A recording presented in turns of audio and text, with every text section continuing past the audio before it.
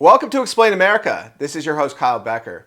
Well, Gavin Newsom's presidential ambitions may be cooked before he can even get the ball rolling.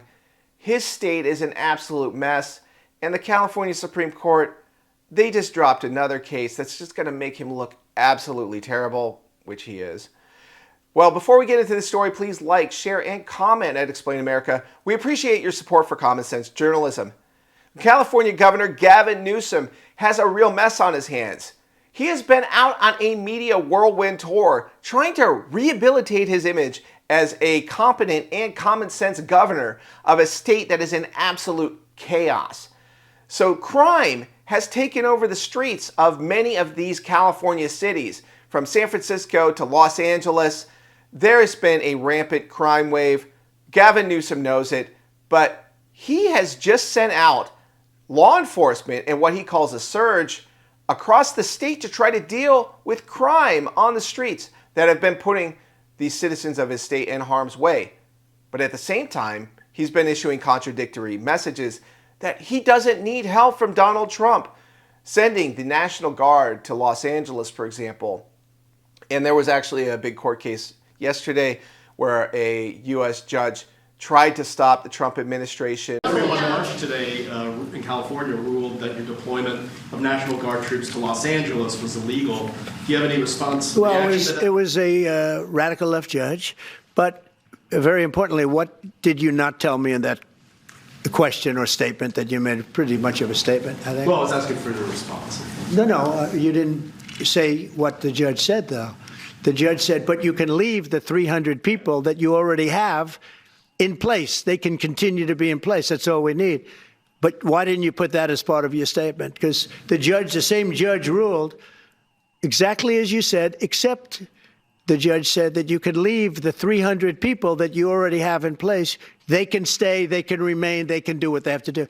Thank you very much, everybody. This is going to make a big difference because the California Supreme Court, well, they are making a change to the three-strike system. They are in favor, the California Supreme Court, they just ruled in favor of removing gang-related charges from the three-strike system. What is the three-strike system? Well, obviously, according to its name, you have 3 strikes of certain crimes and you have mandatory minimum sentencing. But this system offered harsher sentences for repeat crimes. Thousands of convicted criminals, including those with life sentences, can now petition courts to re-examine their cases because of this ruling. California Democrats, they are absolutely getting the back of criminal aliens and other heinous criminals that are wreaking havoc on American citizens.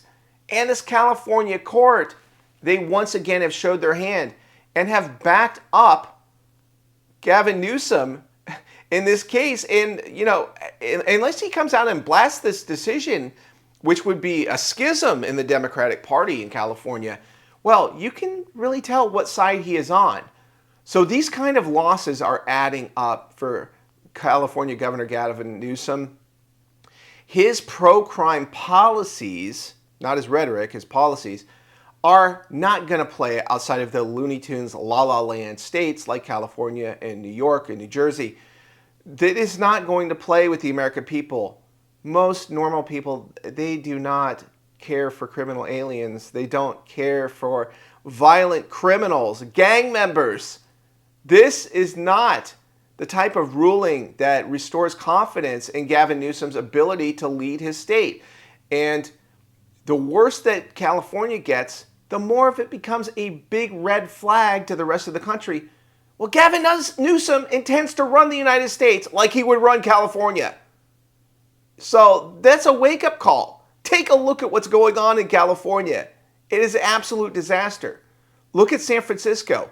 I mean, between the taxes and the absurd property rates, the crime, like the drug needles on the streets, the homeless encampments that only get cleaned up when Chinese leaders come to visit, it just tells you that unless you want that in your neighborhood, you won't give Gavin Newsom a single thought if he decides to run for president, whether in the primaries or in the presidential election.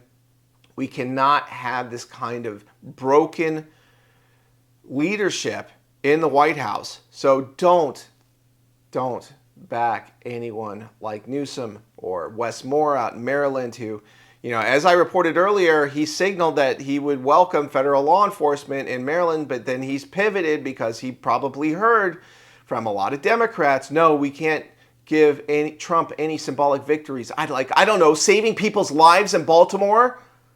Apparently, the Democrats are willing to let people die in order to get political power.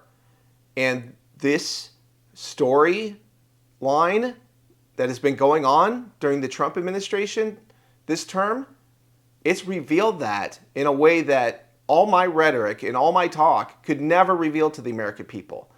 It is extremely difficult to tell people that the Democratic Party really does not care about you. They don't care if people's lives are lost. They don't care about black-on-black crime, despite all of their race-baiting rhetoric. They don't care if there are riots that they inflame, where people burn down their own neighborhoods in the inner city. They don't care about kids getting shot when they go to school, apparently, or else they would allow Donald Trump to come in, send in the National Guard, send in law enforcement, secure these areas, get the gang members off the streets. This is not a Democrat versus Republican or left versus right partisan issue. This is about people's lives. Think about that.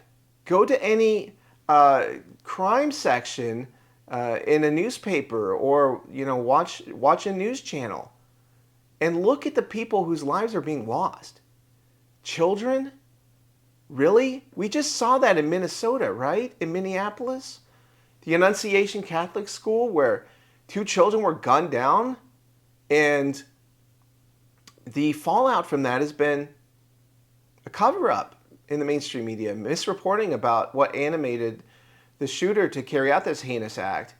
And apparently when they can't be honest, then you don't take the right action to stop the problems. So it just shows me that Tim Walz, he talked with President Trump.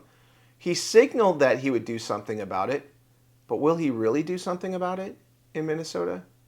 Will he get strong on crime? What has been Gavin Newsom's reaction in the Democrats in California? Blame guns, right? But there are hundreds of millions of guns in the United States. There are tens of millions of law-abiding gun owners. Why aren't they doing crazy things like this guy did in Minneapolis? The guns don't cost people to do these things. It's a mental health problem. And the mainstream media, in large part, and again, you can go to the video manifesto that this Minneapolis shooter left and look at the talking points that he spouted out and his diary. And you can see that the mainstream media talking points are being echoed in there. So California Governor Gavin Newsom, if he wanted to show real leadership, he would invite Donald Trump to help him take care of crime in his state for the good of the American people. Just put the political optics aside. And it looks good for you. It looks good for President Trump. You got to have more win-wins out there, people. The Democrats, you're just fighting Trump for the sake of fighting him. And it's been going on and on for like 5 years. Your lies, your hoaxes, your smears. President Trump, you don't have to like him personally or care for his personality. Some people like him, some people don't. It's okay. But the policies of helping Americans put food on the table, lower energy prices, lower inflation, better grocery prices, more secure neighborhoods, criminal aliens off the street, gang members off the street, people who can send their kids to school safely. This is common sense politics, guys. And I know it doesn't fit with radical activist Marxist agenda who want to see the United States go down in flames, apparently, so they can try to rebuild it into their delusional utopia that apparently there's no communist country in the world that qualifies for their utopia. And that really should tell them something about their assumptions about politics, but apparently they're not capable of introspection. They're just reason, logic, facts, evidence. They don't care about any of it, apparently. The United States rose from being a handful of colonies that, rose to defeat one of the most powerful empires in the world at the time and built a world superpower based on policies that work because they acknowledge human nature and they acknowledge the nature of politics, divided power, checks and balances, legislative process, all of these things that we should believe in as Americans and we should come together and support. Apparently they think they know better because they've built, what have they built in their lives that actually worked? I don't know. Nothing, I guess, because every city that they run is in shambles. The states that they run are a mess in terms of budget, in terms of crime in their cities, in terms of their just distasteful, radical agenda that they put into our schools. Instead of just reading, giving kids skills that they can use for life to teach themselves, to have critical thinking, to have, great job skills, right? That's what you want out of our schools, and they can't handle that in these blue states. So enough is enough, Democrats.